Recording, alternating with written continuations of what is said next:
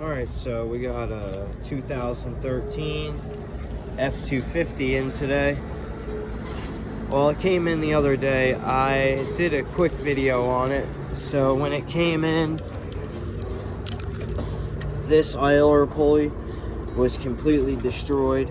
It was missing, and the serpentine belt was riding on literally a piece of the bearing. They drove it 45 minutes here, and it was still running fine.